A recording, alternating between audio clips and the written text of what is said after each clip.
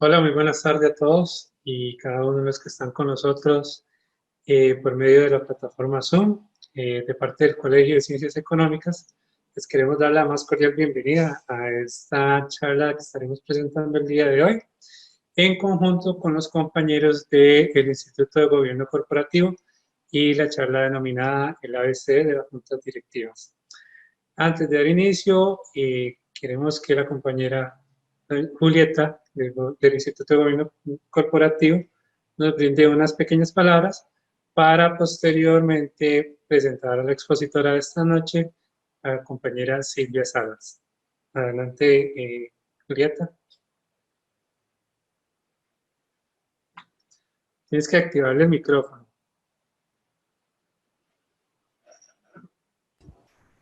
Perdón, no me he dado cuenta que lo tenía apagado. Muy buenas tardes a todos. En nombre del Instituto de Gobierno Corporativo quisiera darle la bienvenida también a este webinar que hemos desarrollado en conjunto con el Colegio de Ciencias Económicas, el cual se denomina el ABC de las Juntas Directivas Virtuales y que estará a cargo de la licenciada Silvia Canales. Silvia Canales forma parte del equipo de facilitadores del Instituto de Gobierno Corporativo y esta tarde va a estar con nosotros compartiendo un poco de sus conocimientos y su experiencia. Esto como parte de una serie de actividades que estaremos desarrollando próximamente, amparadas a un convenio que hemos suscrito entre el Instituto de Gobierno Corporativo y el Colegio de Ciencias Económicas. Quisiera también invitarles a que nos sigan en nuestras redes sociales, donde estamos publicando continuamente actividades, algunos artículos que pueden ser de interés para ustedes. Muchas gracias y bienvenidos. Les dejo con Sabdiel para que les presente a nuestra facilitadora del día de hoy. Muchas gracias, Julieta. Bueno, antes de presentar a la compañera, solicitarles, vamos a tener los micrófonos apagados para que no tengamos interrupción durante la charla, y también las preguntas se van a estar realizando al finalizar la charla. Como lo mencionaba Julieta, tenemos el gusto de estar con Silvia Canales. Ella es licenciada de Derecho, máster en Administración de Empresas con énfasis en Banca y Finanzas, ambas de la Universidad de Costa Rica. Actualmente cursa maestría en Gestión de Riesgo y Confianza con ADEM Business School. Silvia fue asesora legal en la Tesorería Nacional, ocupó los cargos de directora de la asesoría jurídica en la Superintendencia de Pensiones y también en la Superintendencia General de Seguros. Se desempeñó como Intendente General de Seguros de Costa Rica. Silvia también ha participado como asistente y ponente en múltiples foros nacionales e internacionales en materia de seguros, gobierno corporativo y modelos de supervisión basada en riesgos. Fue socia de la firma Consortium Legal a cargo de la dirección de las prácticas de seguros y cumplimientos regulatorios. Silvia actualmente es consultora independiente especializada en seguros y cumplimiento regulatorio para Costa Rica y la región con su propio estudio jurídico, ELS. Esta firma está reconocida en los rankings de firmas legales elaborados por los renombrados directorios jurídicos de Who is Who Legal del 2019 y Chambers and Partners del 2020. Como lo mencionaba Julieta, Silvia es miembro del Instituto de Gobierno Corporativo de Costa Rica, también es miembro de la World Compliance Association y miembro de la Comisión de Compliance del Colegio de Abogados y Abogadas de Costa Rica. Sin más por el momento, les dejo con la charla a Silvia. Bienvenida, Silvia. Muchas gracias. Un gusto saludarlos y compartir con ustedes. Siempre es un honor participar en los eventos del Colegio de Ciencias Económicas y, por supuesto, representar al Instituto de Gobierno Corporativo de Costa Rica. Hoy nos trae el tema del ABC de las juntas directivas virtuales. Vamos a hablar un poco de gobierno corporativo y el rol clave que tienen las juntas directivas en la gobernanza de toda organización, más ahora en esta situación de crisis donde nos tenemos que poner a pensar, ¿verdad?, cómo reactivar nuestra actividad y para dónde vamos a enrumbar a nuestras organizaciones. Entonces, vamos a iniciar haciendo un repaso. Vamos aquí a compartir la máquina, retomando conceptos y contextualizando el tema. en el marco, el entorno de gobierno corporativo. El gobierno corporativo en sí comprende todos los mecanismos, todos los procesos, las prácticas que nos ayudan a dirigir y a controlar una organización. En sí es la forma como yo diseño, integro y establezco cómo van a funcionar los diferentes órganos que componen mi empresa. Uno puede identificar, por decirlo así, 3 grandes poderes. La propiedad, que siempre está representada por los socios, los agremiados, los asociados, trabajadores, costarricenses, así cualquier tipo de propietario que tenga según la naturaleza jurídica que tenga la organización.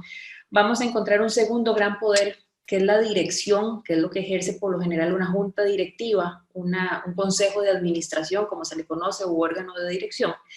Y un tercer gran poder, que es todo lo que tiene que ver con la administración de la empresa, es decir, con la implementación de esa dirección o esa estrategia que nos van dando y que por lo general está desempeñado por lo que se conoce como la alta gerencia.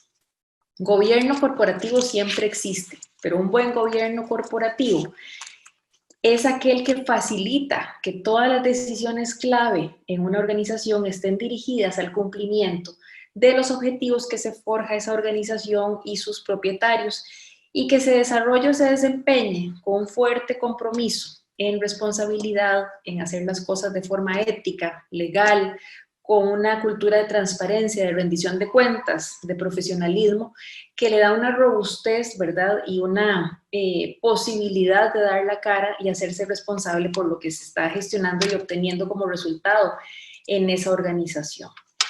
¿Qué tipo de organizaciones pueden adoptar las buenas prácticas de gobierno corporativo? En general, cualquier tipo de organización, independientemente de su naturaleza jurídica y de si se participa en un sector público o privado. Toda institución, toda empresa pública, estatal, no estatal, una cooperativa, una asociación, un colegio profesional, una sociedad anónima, una empresa familiar, puede adoptar estas buenas prácticas de cómo gestionar su actividad y cómo organizar en sí la realización y el logro de las metas que se proponen. A nivel local, en Costa Rica, esto surge inicialmente en el sector financiero, ¿verdad? Donde de una forma coercitiva, el CONACYF establece normativa específica en materia de gobierno corporativo, una serie de estándares que se ven obligados los sujetos supervisados a cumplir, pero que sin embargo, con el paso del tiempo, estas buenas prácticas se han ido propagando por diferentes sectores de la sociedad, tanto a nivel internacional como local, e incluso Costa Rica, desde el momento en que decidió optar por ingresar a la OCDE, vio la necesidad de fortalecer los marcos de gobierno corporativo de las empresas públicas estatales. Y es así como todo un capítulo del acceso a la OCDE tiene que ver con buenas prácticas de gobierno corporativo en este sector. Y ahora encontramos una unidad asesora que apoya a la Casa Presidencial ejerciendo el rol de propietario, ¿verdad? Un propietario tan complejo como somos todos los costarricenses, y vemos cómo incluso en ámbitos donde no se hablaba de esto, no vislumbrábamos cómo aplicarlo, ya se están adoptando de una manera más formal. Y si nos vamos al lado privado, ya el Código de Comercio en el artículo 32 ter tiene explícita la obligación de que toda sociedad en Costa Rica tenga e implemente buenas prácticas de gobierno corporativo. Aunado a esto, el año pasado, por ahí de septiembre, se aprobó la Ley 9699, que es la que establece la responsabilidad penal de las personas jurídicas. Y entonces, el que yo gestione bien mi negocio, el que yo gestione de forma ordenada, sabiendo quién hace qué, con qué competencia, con qué responsabilidad y con qué controles vamos a evitar los desvíos, se vuelve todo un mitigador de esta responsabilidad penal que en adelante van a tener las empresas también. Ya desde una perspectiva más de la autorregulación y la aplicación voluntaria o la adopción voluntaria de estas buenas prácticas, incluso el Instituto de Gobierno Corporativo de Costa Rica pone a disposición de todo el público en su sitio web un código, un ejemplo de qué son estas buenas prácticas que sirvan como guía, ¿verdad? Para ir tratando de adoptar estos principios y ver cómo los aplicamos en nuestras organizaciones. Algo importante del gobierno corporativo es que no es una receta, no es un solo marco que aplica a todos de una manera muy tiesilla, ¿verdad? Sino que más bien es algo que se aplica basado en principio de proporcionalidad, según el tamaño, según la actividad que realizamos, según la naturaleza jurídica que tenemos y según cómo están identificados esos poderes, ¿verdad?, en la gestión de nuestras organizaciones. No es lo mismo un banco público que un banco privado, pero tampoco es lo mismo una sociedad familiar, ¿verdad?, que una cooperativa o un colegio profesional. Todos tienen una razón de ser distinta, pero todos sí tienen una generación de valor propuesta, ¿verdad? Y todos quieren alcanzar una serie de objetivos que el gobierno corporativo, a través de la estructuración de sus diferentes componentes, puede facilitar. Hoy nos vamos a centrar en la junta directiva. ¿Por qué? Porque la junta directiva tiene un rol clave en toda organización, en todo lo que es la inteligencia del negocio. La junta directiva es la que protege los intereses de esa organización. Es la que está pendiente, constantemente atenta a los asuntos de la empresa, define ese rumbo estratégico, ¿verdad? Articula y hace cumplir los objetivos que la organización se fijó o sus propietarios y dirige esa empresa con un deber de lealtad, con un deber de diligencia, con un deber de cuidado y entiende que su rol va más allá que participar meramente en una sesión, ¿verdad? Se entiende que aquí lo que interesa es defender a la empresa la finalidad para la cual fue constituida por la razón que existe. Y de esa manera es una guía para el desempeño gerencial. Le da un rumbo estratégico, se lo asegura, y entonces la gerencia sabe cuál rumbo es el que debe tomar y decidirá la alta gerencia cómo implementarlo. Pero sí se sabe con qué recursos se cuenta. La junta directiva hace una asignación de esos recursos. Asimismo, decide qué actividades estratégicas piensa desarrollar y qué tipo de riesgo y en qué nivel está dispuesto a tolerarlo, ¿verdad? Frecuentemente oímos ya hablar del apetito al riesgo. Es la junta directiva la que decide hasta dónde asumimos riesgo, hasta dónde podemos hacerlo y cómo lo vamos controlando. Asimismo, establece todo lo que es el control interno, sistemas de cumplimiento de regulación, de gestión de los riesgos que decidió asumir y una asignación de roles y de responsabilidades. Entonces, como vemos, la junta directiva tiene un rol de líder inherente, ¿verdad? Ejerce un liderazgo que le es natural y tenemos que recordar que la junta directiva es una unidad colegiada de una responsabilidad compartida entre todos los miembros que la conforman, ¿verdad? Sí, dirigidos por un presidente que actúa como un director de orquesta, que es el que anima, el que ordena y promueve la participación de todos quienes conforman este órgano colegiado. La junta directiva, entonces, que funciona bien, es aquella que es capaz de establecer esa estrategia en mi organización, de crear valor, de actuar de forma independiente de cualquier otro interés diferente del que esta organización se propuso o para los fines con los cuales fue constituida o creada por alguna norma en particular.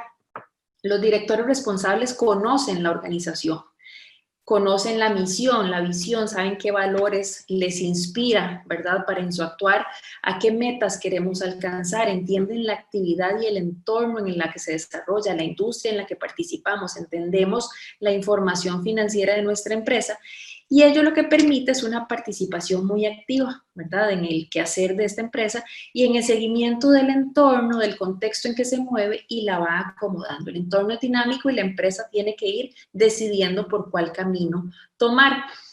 Al ejercer ese liderazgo, con ello vamos generando confianza en el equipo que tenemos debajo de esa junta directiva para darle apoyo técnico y para implementar la estrategia.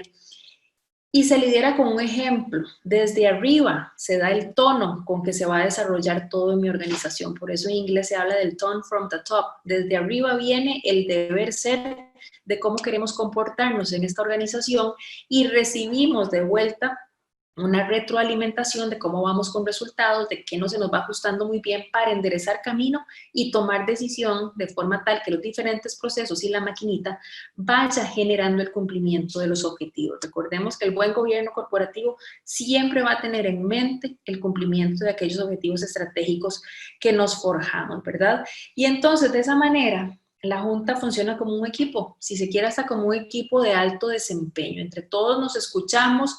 Puede que los miembros disientan, se van a enriquecer con las opiniones y los aportes del resto del grupo colegiado, ¿verdad? Van a discutir, van a arribar a acuerdos y van a tomar decisiones y evaluarlas en su implementación y por ende, pues van a desarrollar proyectos, ¿verdad? Se va a dar una definición de la estrategia según el marco de gobernanza que se vaya definiendo, según la cultura y las características particulares que tenga la organización, pero siempre va a existir la definición de un modelo de negocio por parte de esa junta directiva y de un modelo de operación por parte de la alta gerencia. Y recordemos que siempre con todo un equipo, ¿verdad?, que es el que mejor conoce el negocio, las particularidades, la generación de información histórica, las proyecciones, como elemento de retroalimentación en la toma de decisiones. De esa manera, una junta directiva con ese rol muy claro, ¿verdad? Que tiene clarísimo que no es ir y participar y decir presente en una sesión de junta directiva, sino que es estar con ese rol activo y totalmente protagónico en la gestión de la actividad de mi organización. Es que con las funciones explícitas y así bien entendidas, es capaz esta junta de elaborar un plan, que es un plan que se socializa, se comparte con todos en la organización y eso genera compromiso. Y es más, a partir del conocimiento de las fortalezas, de las oportunidades, de las debilidades, de las amenazas que tiene esa organización, hasta define un plan estratégico formal, ¿verdad? Que es un plan al cual van a responder todas las decisiones que se tomen en esa organización y va a delegar la implementación de ese plan estratégico, ¿verdad?, con un rumbo, vamos a decir hacia dónde, cómo vamos a llegar, con qué recursos, con qué valores, ¿verdad?, cuáles son las expectativas que se tienen. Y sobre esa base, la junta directiva decide cómo va a funcionar, cómo va a programar sus sesiones, cómo va a calendarizar los diferentes temas que tiene que conocer, qué tipo de puntos o puntos de control va a definir, qué seguimiento le va a dar, con qué periodicidad a cada uno de los asuntos que le competen, verifica el cumplimiento y, por supuesto, anticipa desvíos. Eso es como el escenario ideal de una junta responsable y empoderada. Pero, ¿qué sucede? Recibimos sorpresas. ¿Y qué más sorpresa que el COVID-19, verdad? Nos enfrentamos a una situación totalmente impredecible, inimaginable si se quiere, escenarios difícilmente pensados o previstos en algún FODA de una organización, ¿verdad? ¿Cuántos tendrán la amenaza de una pandemia en el corto, el mediano o el largo plazo? El COVID representa al fin y al cabo una materialización clara del riesgo estratégico. ¿Esto por qué? Porque es un evento externo que vino hasta llegar a invalidar, si se quiere, la racionalidad de toda decisión estratégica, que vino a poner en jaque, ¿verdad? Y resultar una amenaza para la posición y el desempeño de una organización incluso, ¿verdad? Y justo esto es una situación que requiere una capacidad de reacción, porque si algo vamos a tener en toda organización son preguntas. Y van a ocupar respuesta y acción, y nos vemos obligados a emprender procesos de decisión acortados, si se quiere, rápidos, pero que tenemos que decidir qué vamos a hacer. No podemos esperar a que esto pase, porque no tenemos certeza de cuándo va a pasar, o si va a pasar, o si será parte de nuestra nueva realidad. Y a esto agreguémosle que la medida sanitaria por excelencia que nos impusieron fue el distanciamiento social, ¿verdad? Es decir, más que nunca vemos la realidad de los contextos y los entornos VUCA, por sus siglas en inglés, o VICA en español, ya se les menciona. ¿Qué es esto? Los entornos que son volátiles, llenos de incertidumbre, que son complejos, que son ambiguos. Y entonces los procesos de toma de decisión en esos entornos igual los tenemos que desarrollar y son inminentes, probablemente más acortados, como decíamos, porque nos tenemos que mover un poco rápido a ver cómo nos vamos preparando y sobre la marcha y respondiendo, pero sí tenemos que pensar y decidir sobre qué vamos a decidir, para qué vamos a decidir, cómo lo vamos a hacer, en qué tiempo, dentro del tiempo corto que tenemos, en qué tiempo vamos a decidir y a quiénes vamos a afectar con nuestras decisiones.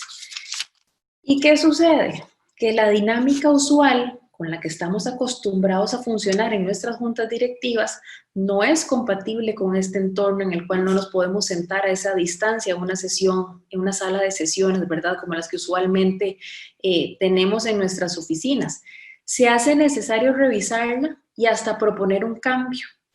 Se nos presenta un escenario para la acción muy retador, donde no necesariamente tenemos experiencia previa, donde no tenemos contra qué comparar, donde la evolución es diaria. ¿Quién no está a la 1 de la tarde esperando a ver qué dice el ministro? ¿Cuántos casos? ¿Qué medida de flexibilización? ¿Qué nos dicen en Hacienda? ¿Qué nos dicen en turismo? Y así en todos los sectores, ¿verdad? A diario tenemos una noticia que hace evolucionar esta situación. Y entonces no es un problema, es un entrelazamiento de problemas, son varios, es una maraña de problemas. Y hoy más que nunca, entonces, se requiere el concurso y la participación activa de todos los directores que conforman una junta directiva. ¿Esto por qué? Porque por alguna razón estamos participando como miembros de esa junta, por nuestra experiencia, por nuestro conocimiento, por nuestra especialización, por el sector que representamos. Todo el perfil que tenga un director hoy suma, ¿verdad? No hay que ser especialista solo en una cosa ni todos con un mismo perfil. Lo rico es la diversidad en ese órgano colegiado. ¿Y por qué? Porque entre todos tenemos que pensar en soluciones, entre todos tenemos que medir impactos, definir qué criterios de evaluación son relevantes para nuestra organización, aprovechar justamente esos conocimientos y esas experiencias, ¿verdad? Para ver cómo valoramos y tenemos mayores puntos de vista y aristas que considerar. Entre todos procesar la información, que es mucha, ¿verdad? Por lo general en nuestra organización tenemos un comité de crisis que nos ayuda, a procesar un poco mejor o más particularizada la información. Pero definitivamente es a nivel de junta directiva que conocemos la razón de ser de esta organización, ¿verdad? Que entendemos qué es lo mejor que sabemos hacer, que sabemos o definimos qué es lo mejor para esta organización, qué es lo que debería estar haciendo, qué es lo que es importante desde sus valores, desde sus aspiraciones, y sobre esa vía o sobre ese camino decidir el flujo en adelante. Vienen entonces las tecnologías de la información y la comunicación a darnos una luz, a permitirnos romper estas barreras de frontera de tiempo y espacio, ¿verdad? Me puedo comunicar en tiempo real sin necesidad de desplazarme. Justo lo que estamos haciendo nosotros ahora, ya sea en sus oficinas o en sus casas de habitación o donde nos encontremos, estamos pudiendo tener esta oportunidad de conversar sobre estos temas de tanta actualidad y tanta relevancia para fortalecer el gobierno corporativo de nuestras organizaciones. Y ahora ya hablamos de telepresencia y presencia virtual. Todos estamos aquí presentes en un tiempo, no necesariamente en el mismo espacio, pero sí con una comunicación en vivo y en directo, ¿verdad? Y probablemente tengamos que adaptarnos y aprender a ello sobre la marcha. ¿Cuántos sabíamos antes manejar estas plataformas y estar acostumbrados a poner la cámara con la incomodidad o la pena que nos podría dar, ¿verdad? Al inicio nadie se conectaba y ahora ya nos es más natural. Y aprendemos a vivir con la tecnología. ¿Por qué? Porque tenemos que juntarnos hoy más que nunca, ¿verdad? Y ello representa desafíos, pero definitivamente hoy la tecnología nos permite estar presentes y hoy nos acerca. Lo importante a tener presente con la junta directiva es que se trata de un órgano colegiado, ¿verdad? No es una suma de voluntades lo que forma una junta directiva, sino que se forma una voluntad que yo le puedo imputar a ese órgano colegiado. Yo no digo es la voluntad de Silvia y Julieta como miembros de una junta directiva, sino que digo es la decisión o la voluntad de la junta directiva de tal organización. La voluntad que se forma es producto de una deliberación, de una discusión, ¿verdad? Es la relevancia cualitativa que tiene que podamos compartir opiniones e intercambiarlas. Por eso se habla de que la deliberación en una sesión de junta directiva sea una unidad de tiempo y lugar, ¿verdad? Todos en el mismo momento, todos en el mismo lugar. De forma que se pueda dar ese intercambio de razones y de argumentos. Y por eso es que se necesita la participación conjunta de todos los miembros, no solo de algunos, no solo el presidente, sino que todos. Y por eso es que como se requiere el mismo tiempo y lugar, es que en el funcionamiento normal de una junta directiva tenemos convocatoria, todos nos dicen a qué hora, a qué lugar tenemos que ir. Nos dan el día para saber qué tenemos que conocer y podernos preparar para participar activamente, para saber qué temas vamos a conocer. Vamos a tener un curso para que estamos presentes, formamos el órgano colegiado que puede funcionar y tomar acuerdos válidamente. Y generamos una discusión, es ya el desarrollo de esa etapa de la deliberación, donde de viva voz yo escucho mi posición y manifiesto juicio, ¿verdad? Al final, mediante el ejercicio del voto. Y de esa manera arribamos a acuerdos que conforman la voluntad colegiada de este órgano de dirección y que luego eso pues es plasmado en un acta que sirve como prueba o apoyo de las decisiones que se tomaron y los motivos que fundamentaron esa decisión. De esa manera entonces la junta directiva, al ser un órgano colegiado, la simultaneidad se vuelve la esencia de ese colegio. Sin simultaneidad no tendríamos el funcionamiento correcto de un órgano colegiado. ¿Por qué? Porque ya decíamos, no es una suma de voluntades, sino que es formarla a través de una deliberación en una unidad de tiempo y lugar que se da esa formación activa de la voluntad. Y es entonces, ¿verdad?, que la tecnología hoy día es la que nos rompe las barreras que nos impiden garantizar esa simultaneidad en el funcionamiento del órgano de dirección. Y si bien es cierto, se critica que el mundo jurídico, pues por lo general va más lento que la realidad o el mundo tecnológico que se mueve tan rápido, ¿verdad?, tan pronto, tenemos que reconocer que poco a poco la tecnología se ha ido insertando en la sociedad y en el quehacer de todos sus sectores, y el quehacer de las organizaciones también se ve impregnado de ello. Propiamente el mundo jurídico ha aportado ya expedientes digitales, notificaciones vías electrónicas, el uso de firmas o certificados digitales para simplificación de trámites, para realizar algunas gestiones e incluso trámites judiciales que ya se realizan de esta manera. Entonces, es una oportunidad lo que se nos presenta para incorporar la tecnología al funcionamiento de nuestras empresas a nivel del gobierno corporativo también. Y, ¿por qué no?, para el funcionamiento de órganos colegiados como nuestras juntas, ¿verdad? Si lo promovemos para agilizar y simplificar procesos operativos a lo interno de nuestras organizaciones o para desarrollar procesos comerciales, ¿por qué negarnos la posibilidad de utilizarlo en el funcionamiento de la que nos da el rumbo estratégico en nuestra organización? Y no centrarnos en que es que no tengo una norma explícita que me autorice ese funcionamiento, ¿verdad? Puede que en algún momento se necesite una normativa que desarrolle o estandarice algunos aspectos operativos, pero por lo pronto, y Costa Rica ha sido un ejemplo en eso, por lo pronto vamos recurriendo a los procesos de interpretación de las normas y confrontamos la realidad que tenemos con los principios que informan estas normas, de forma tal que veamos que si la solución que estamos proponiendo contraviene o no algunos de los valores que están resguardados en la normativa vigente.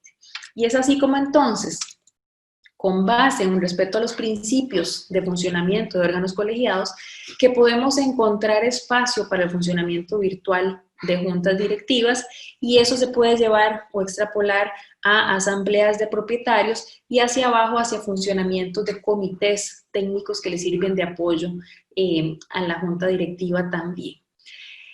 Hay que recordar y tener presente que en el sector privado aplica el principio de autonomía de la voluntad. ¿Qué significa esto? Que se puede hacer todo lo que no esté prohibido y no se encuentra una sola norma en el derecho privado que prohíba las sesiones virtuales.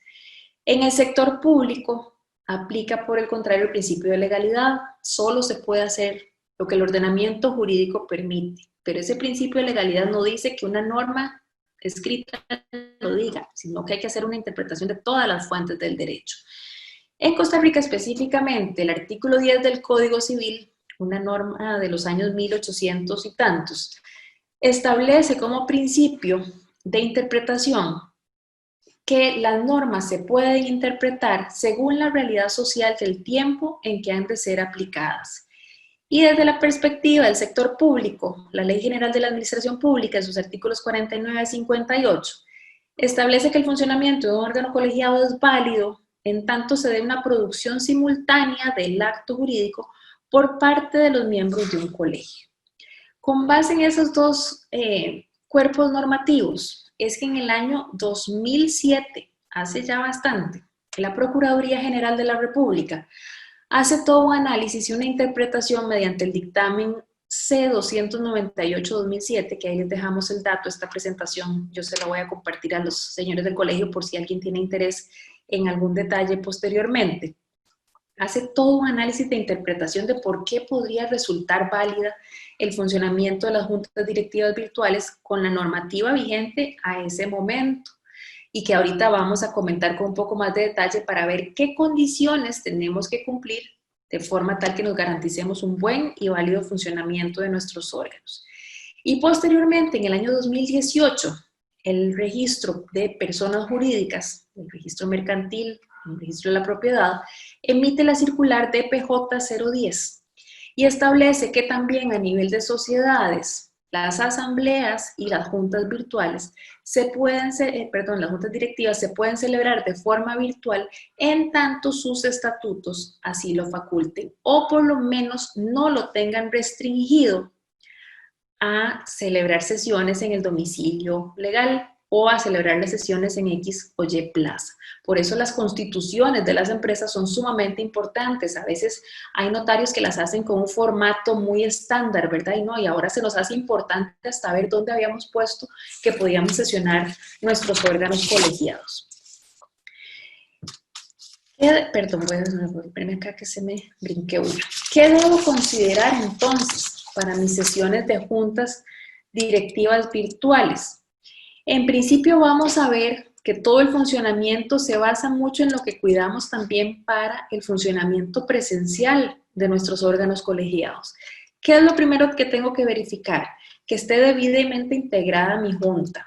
¿Cómo debe estar integrada mi junta? Según como digan los estatutos sociales o según lo diga la norma de creación de ese órgano, ¿verdad? Y va a decir cuántos miembros son, de qué sectores deben provenir, qué perfil deben tener, es decir, todos los requisitos para saber que mi junta directiva está bien conformada y que puede funcionar válidamente. Eso lo tengo que verificar tanto presencial como virtual.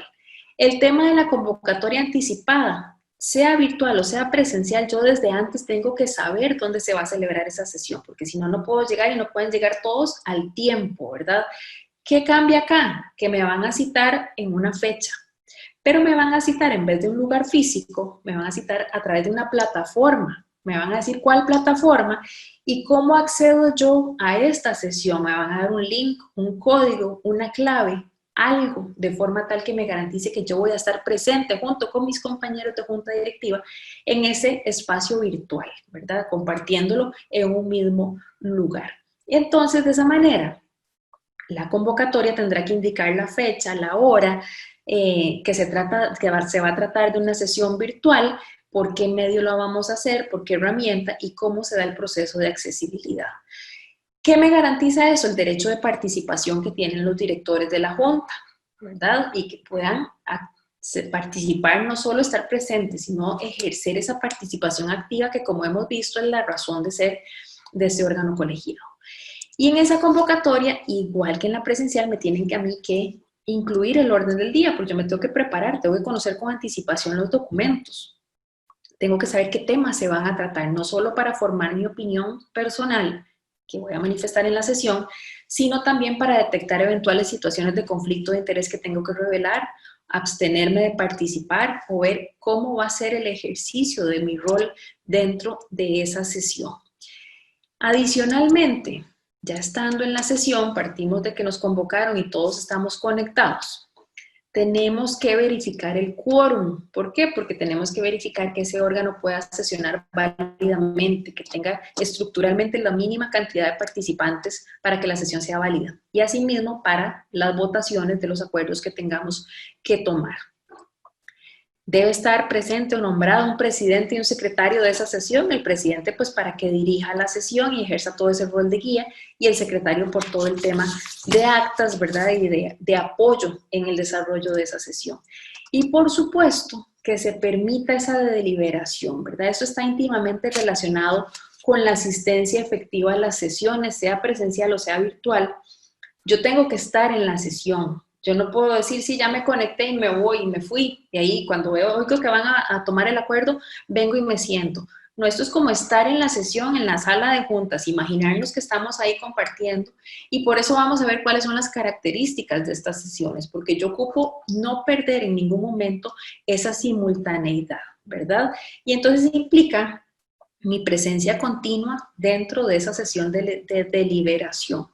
Tendremos que fijar, eso sí, cómo vamos a trabajar el otorgamiento del orden en la palabra, cómo vamos a hacer el orden de las intervenciones, si usamos la manita que tienen algunas plataformas, ¿verdad?, para pedir la palabra, o si el secretario va tomando nota a través de un chat de quién va pidiendo la palabra, o levantamos la mano y alguien está atento a todas las personas participantes. Eso tiene que estar claramente establecido desde antes. ¿Por qué? Porque esa deliberación se da con base en las reglas de funcionamiento que hemos decidido que va a aplicar cada órgano colegiado. Entonces son temas importantes de detallito que se van coordinando. Muchas sesiones han empezado y no sabemos ni cómo votar. Empezamos a decir, bueno, ¿y cómo votamos? Pero por lo menos fijamos al inicio de la sesión esas reglas mientras nos vamos poniendo un poco más formales y variamos reglamentos o estatutos, ¿verdad?, conforme se vaya requiriendo.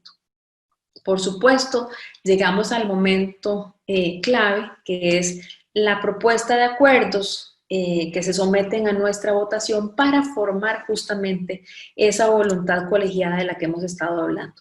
¿Y qué es relevante en estas sesiones? Garantizar plenamente la identificación de quién está ejerciendo ese voto. Que yo sepa que yo soy Silvia Canales y estoy diciendo sí a favor, no a favor, salvo mi voto, o cuál es mi manifestación de voluntad, y que esa manifestación de mi voto se mantenga íntegra, que sea auténtica, que se pueda conservar, ¿verdad? Que no quepa duda de cuál fue mi manifestación de voluntad para contribuir a la formación de la voluntad colegiada que vamos a emitir, ¿verdad? Entonces, eso es sumamente importante, verificarlo en condiciones de seguridad que ya vamos a comentar.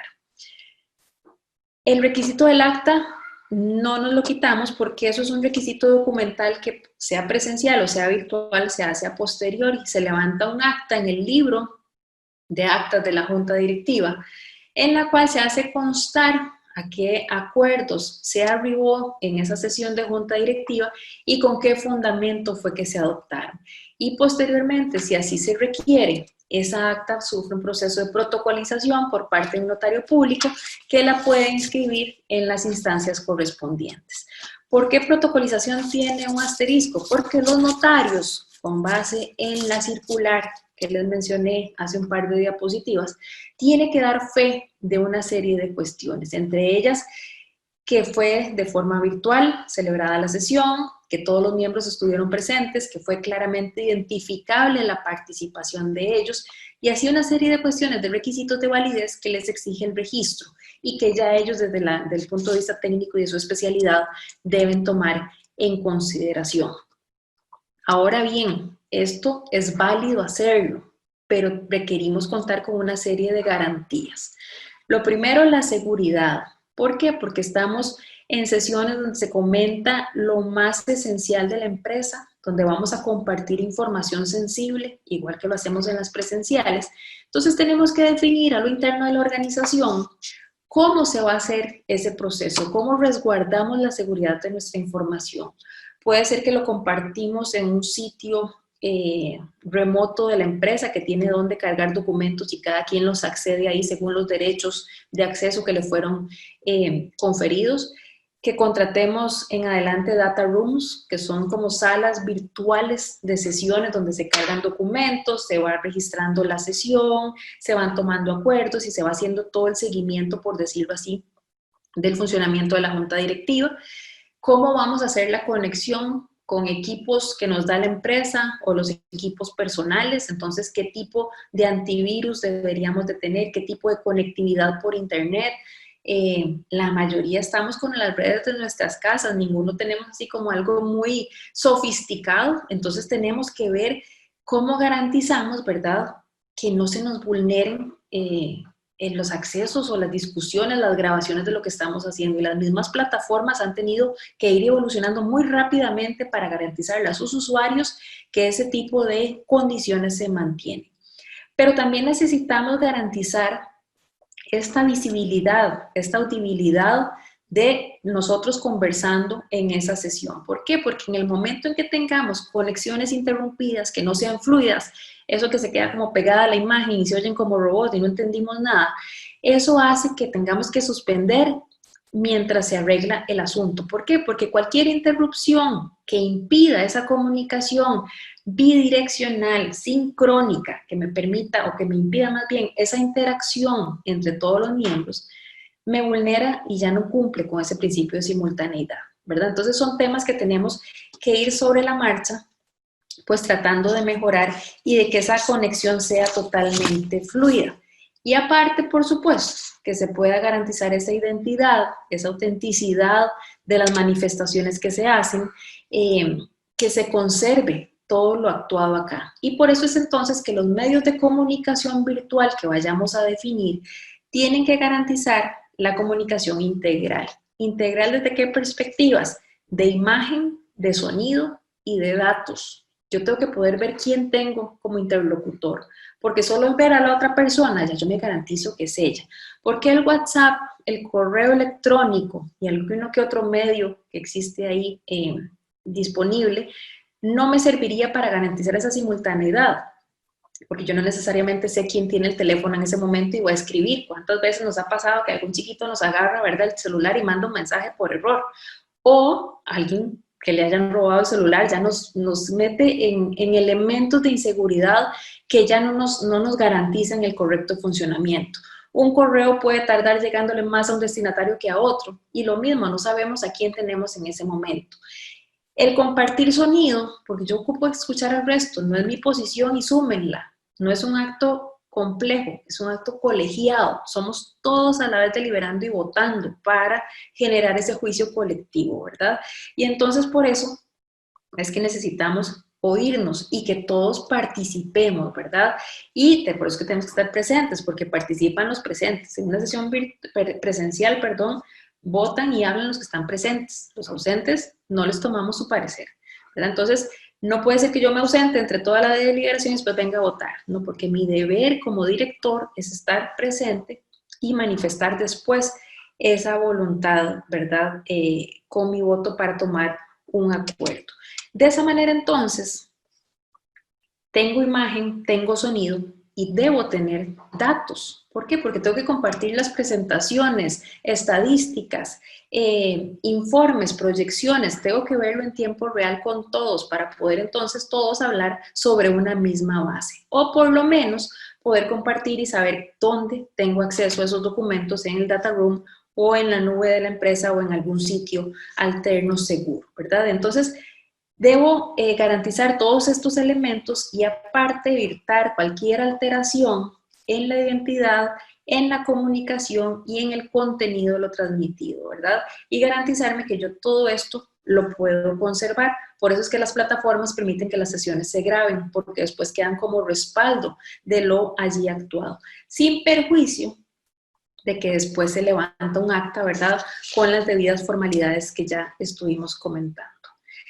Y a manera de conclusión, pues comentarles, ¿verdad?, que todos estos desafíos dinámicos, impredecibles y estos escenarios tan inciertos, ¿verdad?, el objetivo clave al fin y al cabo es desarrollar la resiliencia. Debemos como organizaciones desarrollar esa habilidad de sobrevivir, de prosperar, de reactivarnos, de levantarnos en entornos que van a seguir siendo cambiantes, ¿verdad? No sabemos cuánto tiempo tarda esto, si va a volver, si ahí sube el pico, si baja, qué actividades van primero a reactivarse, qué actividades después. Y entonces nos vamos a tener que preparar para un mundo cambiado.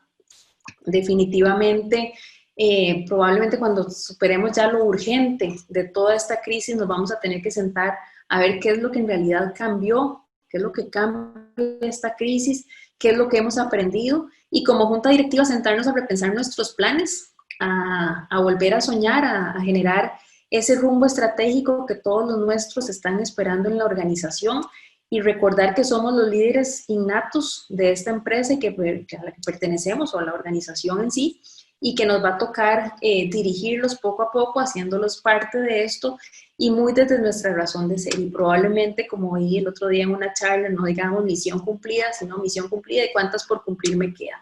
Pero bueno, con positivismo y haciendo uso de todas las herramientas y la flexibilidad que la realidad tecnológica nos presenta, y quedo a su disposición para atender las preguntas. Espero que haya sido de su agrado la charla y totalmente a su disposición para escuchar sus comentarios y su retroalimentación.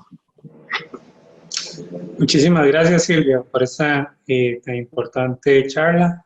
Si hay alguna persona que desee participar, puede abrir el micrófono o lo puede hacer por medio del chat para que Silvia pueda contestarnos las preguntas. Creo que por ahí en el chat había una, Silvia, si no me equivoco. De don Carlos, dice, ¿se puede tener reuniones donde se tenga alguna persona virtual y otras presentes? Él habla del concepto de semivirtual. Es importante tener presente que este mecanismo se ve como un mecanismo de excepción, ¿verdad? Lo natural es que estemos presentes, esa es la razón de ser del órgano colegiado y así está prevista la normativa. Sin embargo, sí es viable. De los documentos que yo les dejo ahí citados de la Procuraduría y la circular del registro, de excepcionalidad, más que todo en sector público. En sector privado lo que tendríamos que cuidar es que quede prevista esa posibilidad en los estatutos, pero es totalmente válido que algunos virtuales y otros presenciales, mientras todos estemos conectados a esta plataforma y podamos ver al que no está presente físicamente.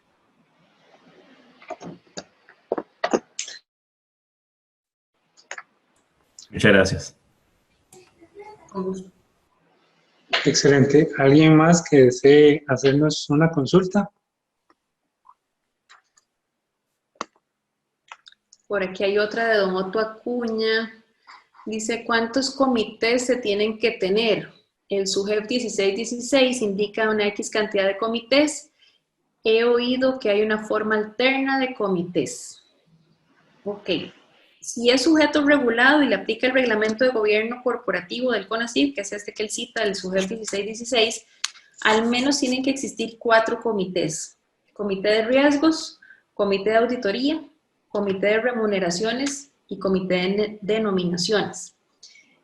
Comité de auditoría y riesgos, esos tienen que ser siempre y tienen que ser presididos por un director que tenga la condición de independiente. Nominaciones y remuneraciones, si bien es cierto, tienen que existir. Algunas superintendencias, por principio de proporcionalidad, han aceptado que se fundan en uno solo, ¿verdad? Y que hagan los 2 roles. ¿Por qué? Porque nominaciones es como el que revisa los perfiles de los candidatos a llenar puestos claves o puestos en el órgano de dirección. Y eso en rotación pues no es tan frecuente, ¿verdad? Es un apoyo importante también en temas de mejora, de planes de capacitación, de ver cómo se potencian los perfiles de las personas, pero puede que el trabajo no sea tan frecuente según la complejidad de la empresa, ¿verdad?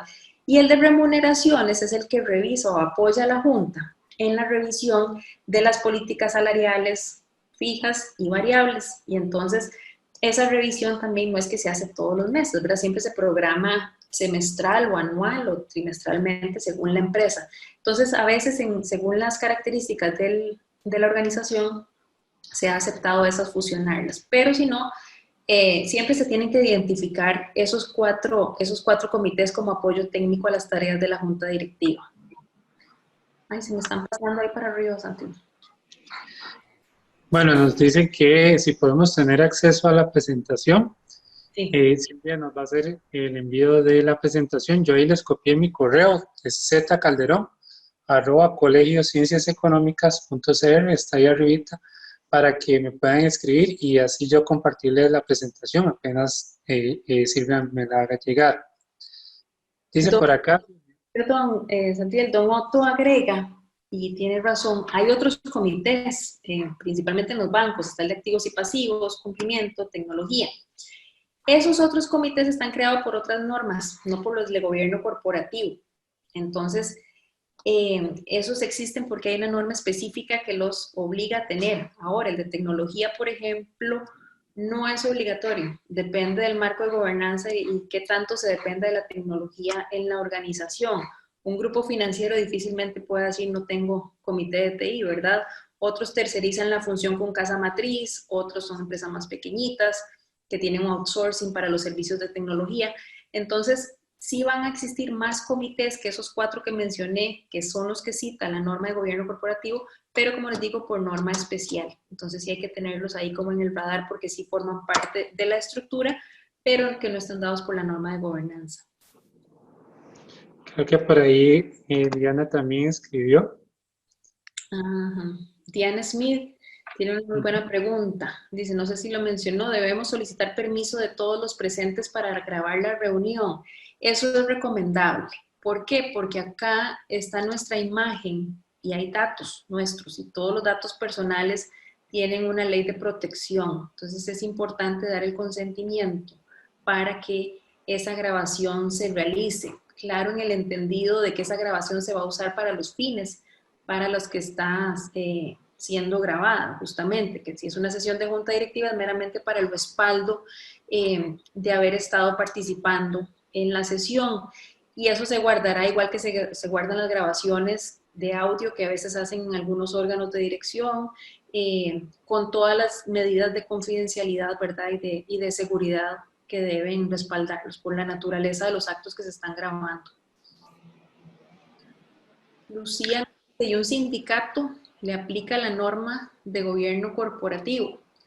Puede que no le aplique la norma tal cual como el reglamento que mencionábamos para los sujetos supervisados por una superintendencia financiera, pero las buenas prácticas le pueden aplicar perfectamente. ¿Por qué? Porque el sindicato es de los trabajadores, es una organización gremial en la cual participan todos y a partir de las cuotas que se cancelan es que se logran los objetivos, ¿verdad? Y ese sindicato perfectamente puede tener un plan estratégico, puede tener en sus proyectos una generación de valor que quiere procurar alcanzar y va a tener un secretario general que por lo general es el que implementa, ¿verdad? Y dice cómo vamos a llegar a cumplir esos objetivos que nos propusimos como tal. Entonces, tanto un sindicato como una cooperativa, una solidarista, una sociedad anónima, una empresa familiar, el tipo de empresa que sea más robusto, más complejo o menos complejo, perfecto, puede establecer un marco de gobernanza bien estructurado sin necesidad de hacerlo muy complejo, sin necesidad de hacerlo como muy burocrático, más bien trabajar por el sistema, sino que el sistema trabaje por nosotros. Eso es una herramienta de gestión de la actividad de nuestros negocios. Esta es una herramienta de sostenibilidad de las empresas. Las empresas más organizadas durante esta crisis lograron hacer una continuidad de operaciones un poco más fluida. Cada quien sabía qué tenía que hacer, a quién llamar, en qué momento, a diferencia de las que no sabían ni por dónde empezamos y cómo les decimos a todos que no vengan a la oficina y cómo reactivamos el teletrabajo, ¿verdad? Son cosas que hoy nos suenan básicas, pero hubo que pensarlas en un momento, ¿verdad? Entonces, hay que ver que casi que la buena gobernanza garantiza que las cosas las hacemos bien en la empresa, de una forma ética, de una forma pegada a legalidad, a lo que nos corresponde hacer, pero también más por un compromiso de querer ser ordenados y transparentes. Y entonces eso nos va a garantizar permanencia definitivamente y más fortaleza, ¿verdad? Para enfrentar cualquier embate. Aquí tenemos otra, dice, las grabaciones solo sirven para respaldo de acta y participación o tienen otro fin. En realidad, en la virtual es para tener ese respaldo y porque el notario va a ocupar dar fe de cómo se desarrolló esta sesión. Si el notario no está presente, como decían por ahí, los notarios van a ir a tomar cafecito virtual con todas las juntas, pero no, con la grabación ellos pueden dar fe de todo lo que les corresponde. Entonces es más que todo un acto de respaldar lo que sucedió en la sesión y poder tomar nota para las actas. Ok. Por acá en el chat les puse un link para que nos puedan completar una encuesta antes de retirarnos de la charla. Ahí creo que entraron otros mensajes. Don Sí. Otto dice, en lo virtual es importante el manejo documental para que no anden dando vueltas documentos confidenciales. Eso en lo virtual y en lo presencial, ¿verdad? Siempre es importante cómo nos mandan los documentos de agenda. A veces mandan correos y no existe correo. Si pusieron la dirección mal, les llegó a alguien la información, ¿verdad? Es algo muy sensible y por eso lo recomendable, ahora hay muchas herramientas, Dropbox, el Drive de Google, qué sé yo, y unos que son un poquito más seguros ya según las políticas de TI que tenga cada empresa. Pero lo ideal es como tener un sitio virtual donde ahí se carguen los documentos y alguien tenga que acceder a esos documentos con una clave o porque su correo está registrado y tiene ciertos derechos de consulta o de edición o de compartir justamente esos documentos, ¿verdad? Porque tiene toda la razón, eso es muy importante. Un día me preguntaron justo en esta charla si alguien que iba de viaje en el avión o trasladándose a algún lado perfectamente se podía conectar virtualmente en la sesión. Primero, ya no vamos a estar con esa participación centrados en la junta, ¿verdad? En la sesión de deliberación, vamos a estar como viendo por dónde vamos a estar un poco distraídos y aparte las personas alrededor pueden estar viendo la pantalla, escuchando, eso no es lo óptimo, ¿verdad? Lo óptimo es visualizarnos como que estamos en esa sesión de juntas, todos concentrados, no levantándonos, saliendo, no, es algo formal, ¿verdad? Esto es un deber y un derecho de participación que se nos garantiza a todos los que somos directores en alguna junta y en ese sentido, con ese deber de lealtad, de diligencia, de cuidado, es que debemos manejarlo y lo mismo, por supuesto, aplicará al manejo de los documentos que se haga. ¿Todas las sesiones virtuales deben certificarse por notario? No, el notario actúa cuando esas protocolizaciones son necesarias para inscribir los actos o los acuerdos en el registro. Los demás simplemente se asientan en el libro de actas normal, usual. Con mucho gusto, don Otto. Aquí nos agradece por compartir la charla. Excelente. ¿Alguna otra pregunta o comentario antes de dar por finalizada la charla? Ahí don Marco nos puso.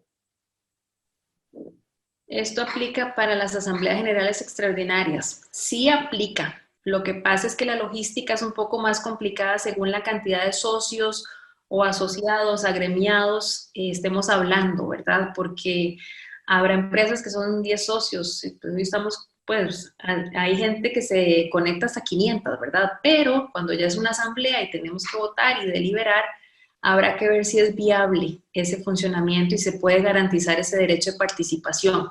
Pero de que legalmente se puede, se puede. Lo que hay que ver es en la práctica, ¿verdad? Excelente. Recordarles que esta charla también se va a estar publicando en nuestro canal de YouTube del colegio, por si alguien lo quiere volver a ver, ¿verdad? Y también lo que es la presentación. Cuando Silvia me la comparta, yo se las voy a estar haciendo llegar. Pueden escribirme a mi correo, que está ahí en el chat, zcalderón@colegiocienciaseconómicas.cl. ¿Algún otro comentario antes de finalizar? Parece que no. Silvia, ¿algo más que agregar antes de finalizar la charla? No, la verdad, un honor compartir con ustedes este ratito. Desearía uno hablar horas y horas, ¿verdad? Pero después hacemos otras con el colegio y convencemos a Safiel que nos dé otro ratito. Muchas gracias, un honor de verdad haber estado con ustedes el día de hoy. Siempre Creo que por la invitación. no, muchísimas gracias a ustedes, a Julieta, que también es del Instituto de Gobierno Corporativo, y a cada uno de ustedes que estuvo con nosotros esta noche. Recordarles que ya en este mes vamos a estar programando nuevas actividades, esperar nada más el boletín para que puedan acompañarnos. De igual forma, invitar hacerles el llamado para que inviten a personas también que no son colegiados para que puedan participar de estas charlas. Muchísimas gracias nuevamente y que pasen una muy buena noche. Y Gracias. Gracias, buenas noches. Gracias. Buenas noches. Gracias a Silvia, ¿verdad? Que nos dio el espacio, el tiempo y ponernos siempre a la orden. Igual tenemos el convenio suscrito y vamos a seguir ahí haciendo otras actividades en forma conjunta. Muy buenas tardes y muchas gracias a todos. Buenas noches.